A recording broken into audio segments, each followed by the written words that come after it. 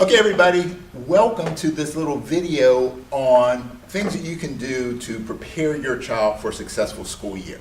So, I have two special guests, and I'm going to let them introduce themselves to you. Hello, I'm Chris Chyr. I'm a social studies teacher at Central Dauphin High School. I'm Stacy Chyr. I teach second grade at Southside and Central Dauphin. Okay, so who better to talk to about ways that you can prepare your child and yourself for a fantastic school year than two teachers. So the difference between you guys in terms of the population that you work with, so working with the younger students, Stacy, working with the older students, Chris, I know there's a lot of things that are similar, and there's a lot of things that are different based on the age ranges. So let's just start with some of the generals. What do you think are some of the key things that parents could do right now to start getting their kids ready for having a fantastic school year? Well, I think universally for every student at every grade level, establishing a good, solid evening and sleep and wake up routine is very vital to establish. You don't want to be Sunday night before the first day. It's like, oh, now all of a sudden instead of going to bed at 10:30, 11 o'clock, now you got to go to bed at like 8:30, 9 o'clock, 9:30, 10 or whatever. And so if you take a week or two to start establishing a sleep routine and get on a normal sleep schedule, to kind of establish the night before, figuring out what you're going to wear the next day, get those clothes set out if they need ironed or whatever, iron them out, and just kind of put any materials that you need. So the night before, I would tell my high school students, if you have a homework assignment or whatever and you don't want to forget a book or anything, put that backpack, put everything together the night before, make sure everything's organized and put it in a place where you will not forget it.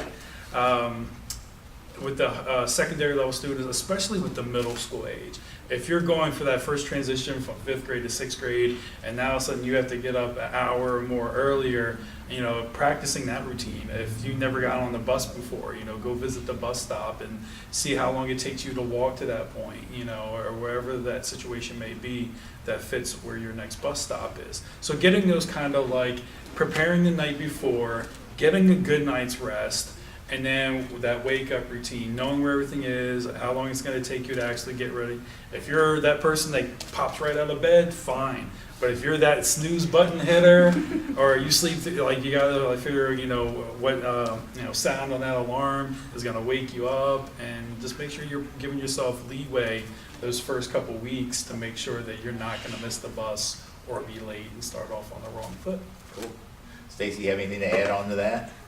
Piggybacking on that too, establishing a good routine is always helpful, especially with the bedtime, because personally we experience that being both teachers. We have summers off too. Having everything in its place so that when you're leaving Monday morning, you're not scrambling, searching for the backpack or looking for the bus tag for the younger kids or lunch.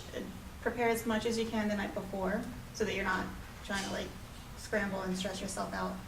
Another thing too, the transitions I think are a big deal for the kids. So transitioning into kindergarten, into 6th grade, and then into 9th grade, it's just kind of natural for us as adults to say, oh my goodness, you're going to kindergarten, that's so exciting, I'm so happy for you. Or wow, you get to go to middle school now. The kids are intimidated already. They're nervous and scared, and although we're excited for them to make this big change, they're already scared about that. So they take a lot of their cues from us. So if we just kind of calm and say, yeah, we're going to kindergarten, we're going to have a new teacher, kind of not making too big of a deal so that they don't feel that their whole world is about to change. All right. So if you don't make a big deal, it doesn't become a big deal. Right. Yeah, those are really great points, and I think a lot of times that people overlook the things about it. And I'm one of those people that I tend not to be exceedingly organized in some areas. In some areas, I'm really, really organized, and I know for myself that getting into that routine of knowing where I put my keys, where I put this, where I put that, so that when I'm heading out the door that it's really easy to do that. And I think a lot of times we forget for kids that it's the same thing. Now, like you guys were saying, not only your teachers and that you have to make those adjustments in your schedule because you have the summers off, but also being parents.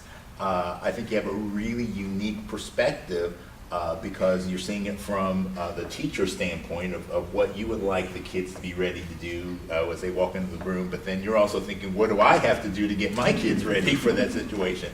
So from a parent standpoint, what are some of the things that parents could do to help not so much their children, but help themselves be able to deal with things like the change of schedule and, you know, the mom and dad Uber service and all those kind of things that happen during the beginning of the school year?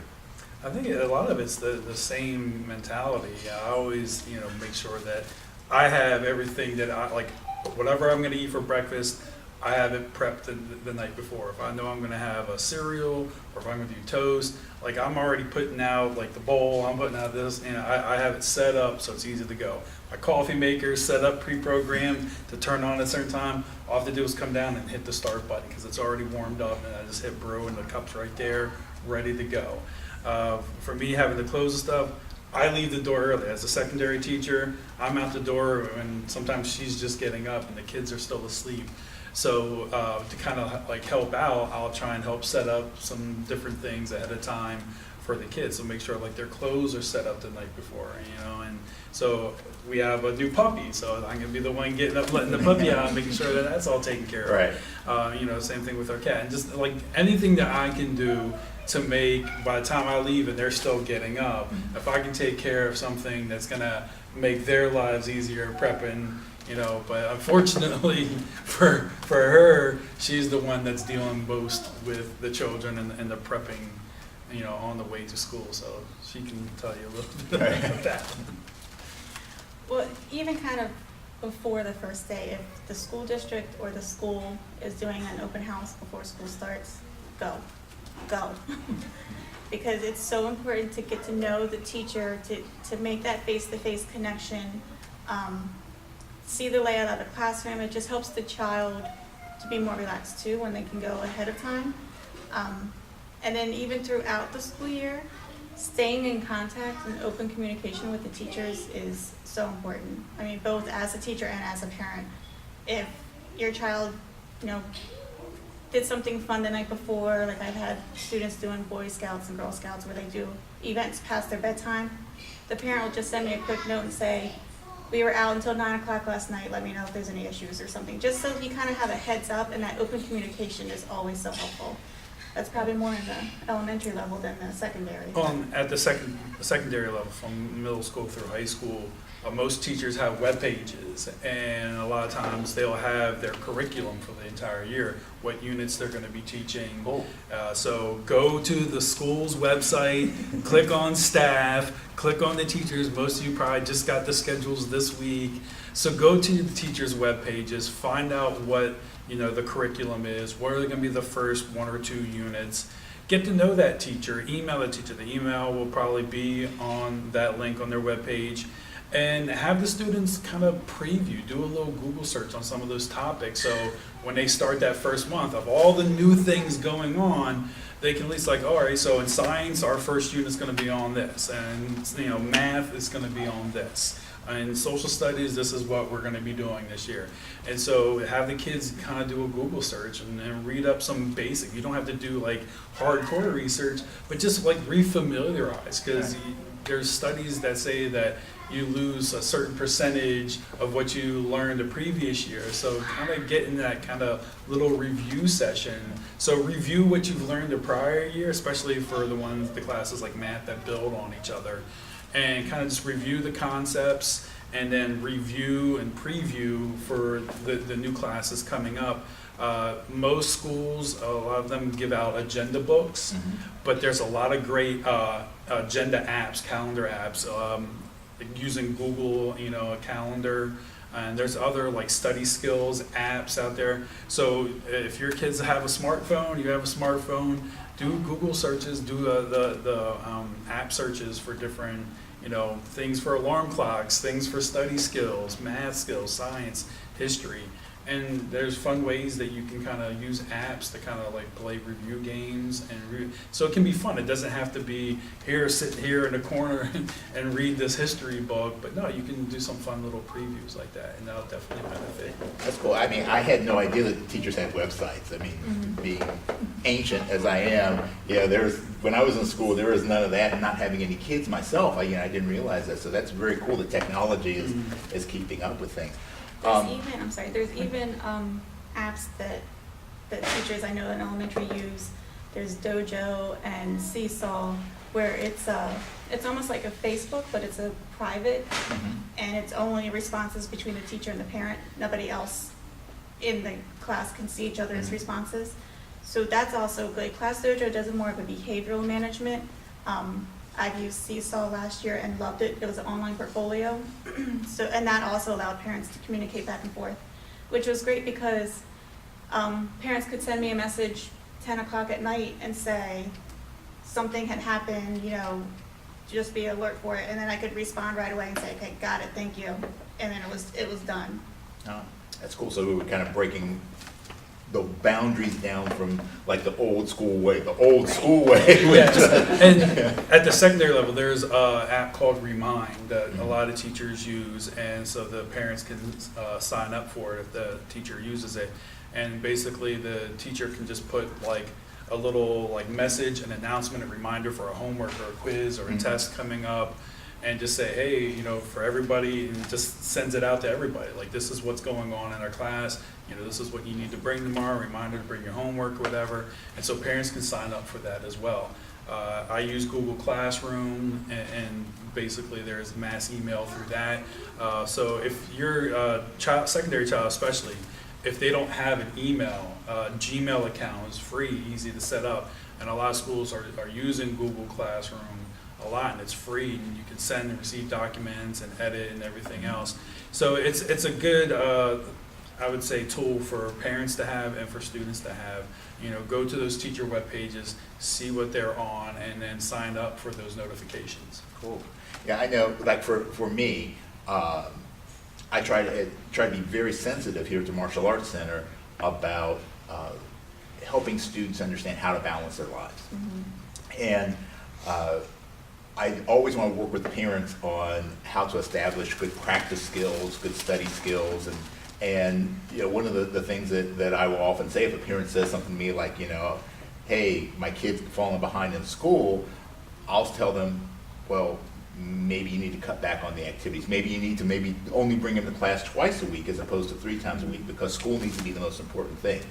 So from your perspective, especially having a child who's a student here at the Martial Arts Center and working with other kids who are involved in athletics and other extracurricular activities, what advice do you give parents on how to better balance the extracurricular, which are necessary?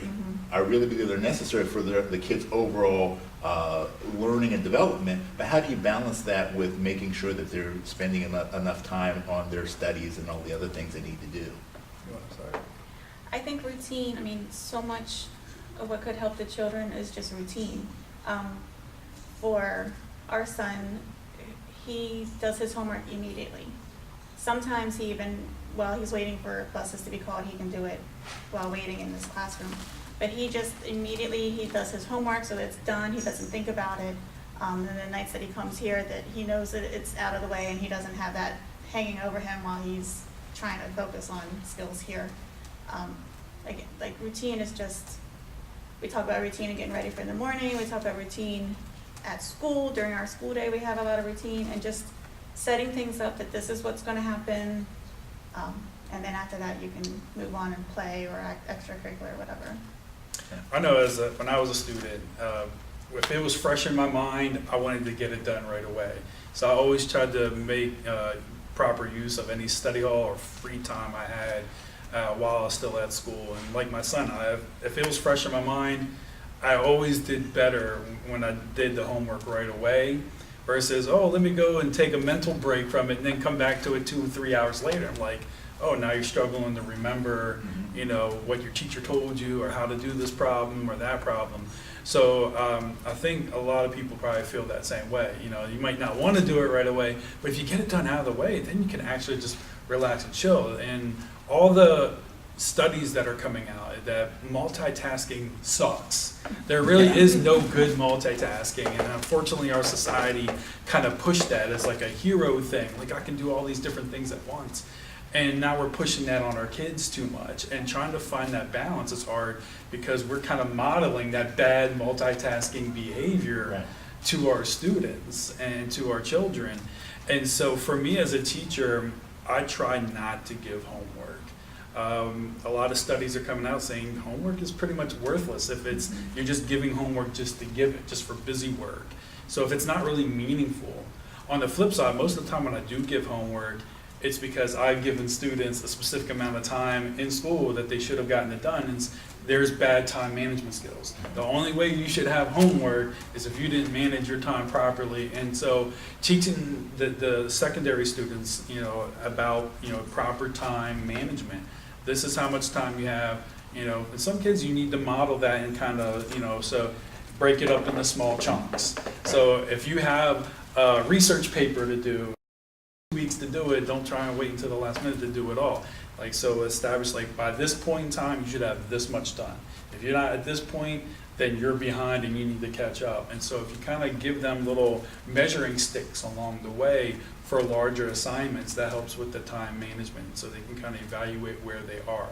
But for overall, and I would like to say this, you know, for, you know, all teachers, but all parents, try not to push your kids to do too much of everything. Kids need downtime. Kids need playtime. And it always bothers me when I see the older generation making fun of the newer generation. Oh, these millennials and these generators, they're eating Tide Pods and they can't do this and they can't do that. And they make fun of them, but like the parents are the ones kind of, you know, allowing that to happen. Right. So give your kids structured activities, you know, the martial arts with our son and dance with our daughter, you know. But if you're trying to like super plan everything for them and they never have any downtime, they're never going to learn their own independent skills of time management because their time's being managed for them nonstop and they don't have any play time. So I think that there needs to be a balance of scheduling everything and being that kind of helicopter parent versus the free reins. Like, I don't care what my kid does. I don't even know where my kid's at right now. Right. You know, there needs to be a balance. And Yeah. I think that there's like this false binary argument that you have to be one or the other. And so there needs to be that proper balance. Yes, it's kind of like the yin-yang concept that Exactly. we use, that you have to find the right fit. And, Exactly. And yeah, I'm with you 100%. Yeah, there's so much research that shows that our brains in general are designed to learn through motion. And having a kid who's very inactive is one of the worst things you can do in terms of their cognitive development. But on the other side of that is that kids, that developing brain, and especially even as we get to adults, it's still there. We learn through games as well. So when we don't have that time, that downtime, and we don't have that time to process the information, which we're doing through play, we're actually doing a disservice to our kids. And it is, it's kind of like this juggling act of trying to balance the engagement with the hands off, and I know it's tough for parents and it's tough for kids, but it's great to hear an educator talking about the importance of finding that balance of activity with structure. Very key. And talking from, you know, this interview in a response for like what parents can do, but even for teachers within the classroom, I've been using mindfulness meditation practices for about 15 years, since I was an Iraq war vet, and I came back from Iraq and just like kind of dealing with, you know, the environment that was over there and kind of getting back into civilian mode. And I started seeing a lot of the students out there like, hey, you're dealing with some traumatic experiences and you're dealing with the trouble at home. Like, you can benefit. So I started incorporating it way back in 2004, and I just started honing that. And so I use little 3 to 5 minute like brain breaks with the students. And in the morning, sometimes the kids that maybe didn't get a good night's sleep or they're kind of struggling in the morning, I might play some melodic music that's kind of like repetitive. It's kind of helping them awake, but it's not like crazy loud that's gonna upset them, but it kind of like helps, like, I would say, like, center them in Right. a way and get them focused, and it'll kind of help wake them up, but like keep them on like a kind of a constant rhythm and movement. And then if I get kids that are coming from lunch or from gym, and it's just like, all right, so I got to do little things different for this group. So now I'll play something that's a little bit more calming. And then near the end of the day, my later classes, I'm like, maybe they've already had 3 tests that day. And I'm like, all right, you guys just need to chill for a minute, like take a few minutes, relax, talk for a minute, and then we'll get started. And I think that, we structure things so much in everyday life, but, things are so structured within the school environment as well. They don't get recess, but, we need playtime. The kids need playtime. And sometimes, even if it's just a short 3 to 5 minute break, the kids tell me it works wonders for them over time. Even the kids sometimes are a little skeptical. Yeah, the ones like, oh yeah, Mr. Sheeran saying I can lay down for like a few minutes. But then after a few weeks of doing it, they're like, Mr. Sheeran, I really benefit, thank you, And I wish more teachers would realize that and do that. Kids need to be bored. And Yes. when our kids tell us, I'm bored, I have nothing to do, I know good.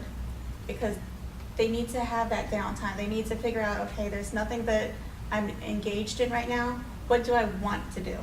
What is exciting enough for me that I'm going to get up off the couch and go do it? Or maybe they just need to sit on the couch for a couple minutes too, because we went to a park, or they had a math test and a spelling test that day at school, so their brains are kind of like done. They're spent. So kids need to be bored. Force them to use their imagination and creativity. And not You're screen bored, time. find something constructive and creative to fill that void. Very cool. Yeah, there's so many ways that you can do that, and I think a lot of times we get caught up in the rote learning process and not into the creative thinking process. And there's so many ways that we talk about games that you can play to help to reinforce the information. And even as a musician, so many of the top professionals that I know and that have talked to about how to approach practice and how to approach learning, so many of them talk about the importance of doing things in small chunks because of our fatigue, the mental fatigue we go through, and just do something until you lose focus. And then when you lose focus, take a 2-minute break, go to the bathroom, have a cup of coffee, or hopefully not the kids are having cups of coffee, but to reset the brain, to allow yourself to go back and to do focus. So it's better to do 5 study sessions of 10 minutes each than it is to try and sit down for an hour and crank it out. And especially for high school level students that are getting longer homework assignments, or they're studying for longer tests, studies show that, instead of doing a 3-hour nonstop cram session, it's better to study for about 20-30 minutes, then take a 10-15 minute break, then go back, for another 20-30 minutes, and then take another 10-15 minute break. Because it gives your brain time to kind of process and make sense of everything that you're trying to jam in that head of yours. And then you get that kind of mental break that lets your brain, just like a computer, sometimes it's buffering. Yeah. And it needs a little time to finish processing. You can see the wheels spinning. It makes connections, and you always hear people make jokes about I do some of my best thinking in the shower or whatever, because you're not really focusing on anything. You're just kind of feeling the warmth of the water, and you're taking your time, and then all of a sudden you're thinking clearly because your brain is fully processing and it's not being cluttered by everything. All these 50 tabs open in your brain, so. Well, I want to ask one more question, and I direct this a little bit more to you, Stacy, because, when I was in school, when I was younger, it seemed like the social pressures were much more prevalent as we reached, junior high school, getting ready for college. But as society has changed, those pressures are going down lower and lower and lower into the younger ages. And we're seeing a lot of problems with social anxiety with kids in elementary school. My gosh, even in preschool right now, the amount of pressure that parents are putting on their kids, and in terms of what they're already expecting them to be ready for Harvard and MIT when they're just getting out of their onesies. So what are some of the things that you think parents can do to better prepare their children for dealing with those social anxieties that they're going to experience in the elementary school range? Well, I think number one is talking to them, making sure that the kids know that they can talk to their parents if they're having those concerns. You know, kids will show that they have concerns in other ways. They might shut down, they might throw tantrums, they might complain about, you know, things that are kind of off topic, like my clothes don't feel right, the food, their favorite food is all of a sudden disgusting, because they don't know how to communicate with the adults around them. Something is bothering me and I need to tell somebody, but I don't know how. So just kind of like knowing your child and looking for cues that something isn't quite right. And if you can't get answers from the child, the teacher might know something. You know, just say, hey, he had a really rough morning coming into school today. Did you notice anything happening? Is there anything going on? You know, that kind of thing. Just, again, the open communication with the parents. Something that we do in our school that I think a lot of the schools in our district do is codes of regulation. So, or zones of regulation, sorry. So it's having the kids more aware of what they're feeling. So we have the red zone, which is the anger zone. And we teach the kids that it's okay to be mad. We all are in charge of our own emotions. I can't control your emotions for you. But when you're in the red zone, what are tools that help you get back into the green zone, which is the relaxed and ready to learn zone? Some kids just need a mental break and they need to go out of the classroom, you know, hey, take this down to the hall to the teacher down there for me. Just kind of like get out of the room for a little bit. But we also have the blue zone, which is kind of the sadness or the bored or kind of like blah zone. And that's okay too. But at school, we're trying to get everybody into the green zone, but know that it's okay to be in each of those zones, but when you're in each of those zones, what can you do to get yourself back into the green zone? So just the schools that do that, kind of talk to the teachers so that you can get the same kind of wording and terminology so that you can talk about it. I know I say to my kids all the time at school, like, looks to me like you're in the red zone. Do you feel like you're in the red zone? Yeah, Mrs. Chyr, I do. I need to go look at my toolbox. Okay, go get a tool and use it. And some of them, it's just playing with a fidget. Some of them, like I said, is taking a walk around the building. Some of them, they just need to kind of go in the back corner on the cushions and chill for a moment. So just kind of like being aware of what your child is doing. Awesome. Well, I'm going to actually put you on the spot for a second because we didn't even talk about this, but it kind of just is kind of, you know, naturally occurred. So if you need resources of, you know, things that you can do to help your child this school year, I'm going to ask you guys, if you wouldn't mind, to maybe give me some links. So if you message me, what I'll do is I'll respond with a series of links and maybe some other PDFs or things like that that you can use to help your child and help yourself to have a better school year. So we'll get that together, and hopefully that'll all be available for you by tomorrow. So if you guys can just send me some stuff, and we'll just keep making it available, because my job here with the Martial Arts Center, I always tell people, is not to teach kids martial arts. My job is to teach kids how to learn to be excellent at anything. So the science and the strategies that you use to be a great martial artist are the same you use to be a great musician or a great scientist or a great mom or a great dad. It's all the same. And it's wonderful to sit and talk with fellow educators, because that's what we're doing, fellow mentors, because that's what we're trying to do, is we're trying to help to raise the next generation. So we want to help you to help your child to be as successful as possible. Last thing, shopping. This is a two-part question. All right, one, what things do parents really need to think about having for their children to help them be better prepared? And then I'll get to the second one, which is another surprise. Okay. In the elementary level, at least in our school, everything that the children need in school will be provided to them. I always recommend that they have like a homework set at home.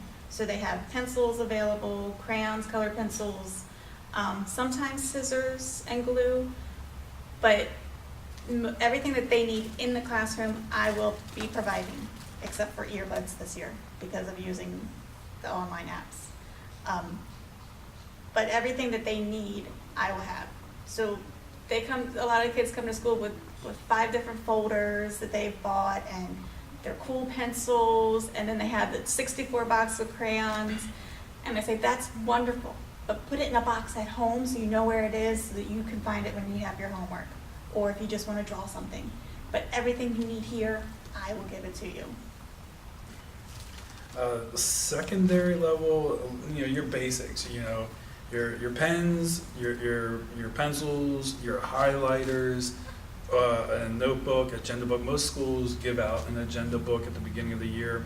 But like I said, the apps, like study skills apps, organizational apps, those are key. But for whatever reason, doesn't matter if it's 6th grade, 9th grade, 12th grade, students lose track of their pencils. Like there's like some black hole where pencils go. It's true in elementary too. And I just don't get it. So anything that can help, keep the pens and pencils organized. A little small pencil sharpener is beneficial. But for the most part, the secondary level, like other than the basics, there's not a whole lot. If you want to have like a Chromebook or a laptop at home, that way that they can type on their own papers and do some basic research. But other than that, if they're, like a scientific calculator that they'll probably need for their math and science classes. But other than that, it's bring that mentality to learn, that mentality be open-minded and ready to learn. There's this kind of that negative connotation with school and everything else. But you're in a place to prepare for learning. And if your mental state is in that right mind frame, then you're going to be good to go. Which includes getting good night's sleep and eating your breakfast. Eating healthy. Hot Cheetos is not hot Cheetos and Hot Cheetos? Yes. Hot Cheetos and Mountain Dew or a Monster drink. That is not At 8 a o'clock in the balanced morning. breakfast. But for some reason, that seems to be a thing for a lot of kids. Hot Cheetos and Mountain Dew or Monster. Oh, okay. Well, and that gets me to the second part, because again, when I was younger, I didn't realize this, or maybe things have changed. But I've heard more and more from professionals that so much of what you guys need for your classrooms aren't particularly provided by the school district, that you're responsible for a majority of your own supplies. So this is a 2-part thing. First part is going to be my part. So what I'm going to do is, as a gift, and a thank you, I'm going to give each of you a $100 Amazon gift card Oh my gosh. for your schools. Thank you. Okay, so that's a gift from me, from the center, to you guys. Thank you. Okay. I feel like I'm on Ellen. Yeah, you don't have to stand up and dance. All right, but that's where this was completely unplanned and it's very organic. But what I would like to do is encourage everyone who's watching. You don't necessarily have to give to these guys because if they're not teaching your kids, but contact your local school, contact your children's teachers, and find out what you can do to help them. So what are some of the big things that you as teachers benefit from? What are some of the things that I know, Chris, you were doing a fundraiser for Chromebooks. Yes, but donors choose. Even if it's not to us, like you can go to the Donors Choose website where teachers all across the country put up, projects, things that they need funded. Like I've done the Chromebooks. I did 12 Kindles.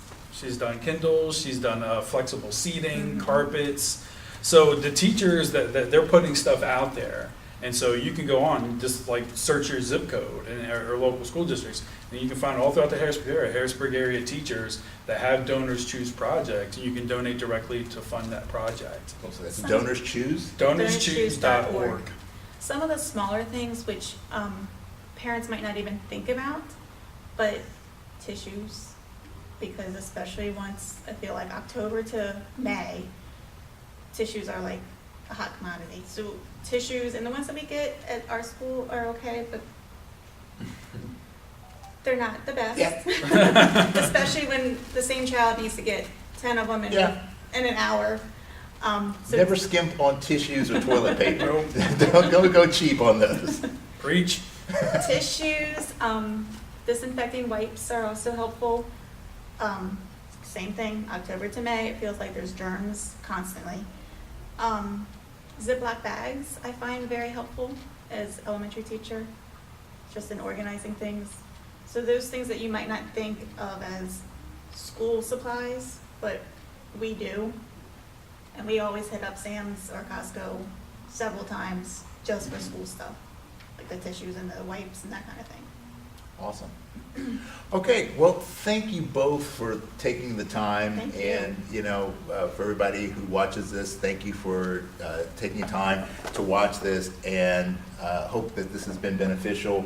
And this just really helps me to feel so much better about the job that you guys are doing, and to see, that there are some really great teachers out there who really are concerned with not just teaching your children the subject that they are hired to teach, but to actually develop the children into our next generations of leaders. So thanks so much. Thank you Thank for having you. us. Okay, thank you. Thank you. And thank you.